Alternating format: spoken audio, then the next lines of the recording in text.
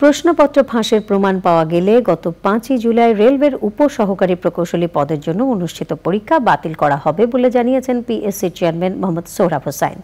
প্রশ্নপত্র ফাঁসের মতো অপকর্মে জড়িতরা যত প্রভাবশালী হোক না কেন কোনোভাবেই ছাড় পাবে না বলে জানান তিনি। মইনুল হাসান জানাচ্ছেন।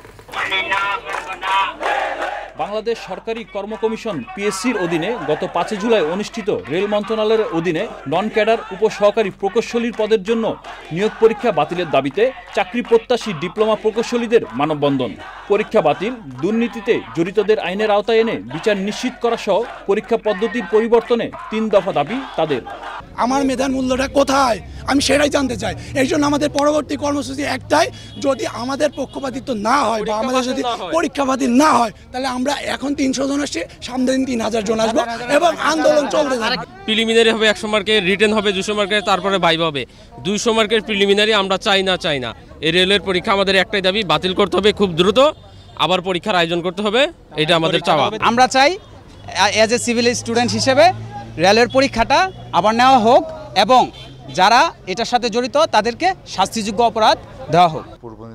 পরে রাজধানীর আগারগাঁয়ে সরকারি কর্ম কমিশন ভবনে প্রশ্ন ফাঁস নিয়ে মুখ খুললেন প্রতিষ্ঠানটির চেয়ারম্যান।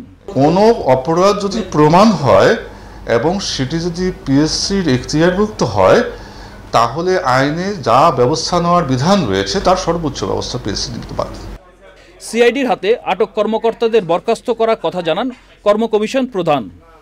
বলেন 3 সদস্যের তদন্ত কমিটির রিপোর্ট অনুযায়ী পরবর্তী পদক্ষেপ নেওয়া হবে।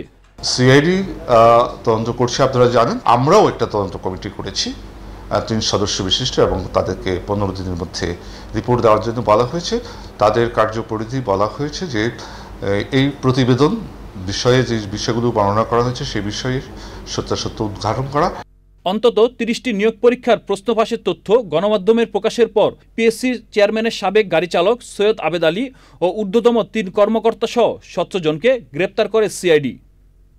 Moinul Hasan, channel I, Dhaka. এখন জন্ম সনদ দিয়ে খোলো বিকাশ স্টুডেন্ট অ্যাকাউন্ট। নিজের বিকাশ নিজে কর।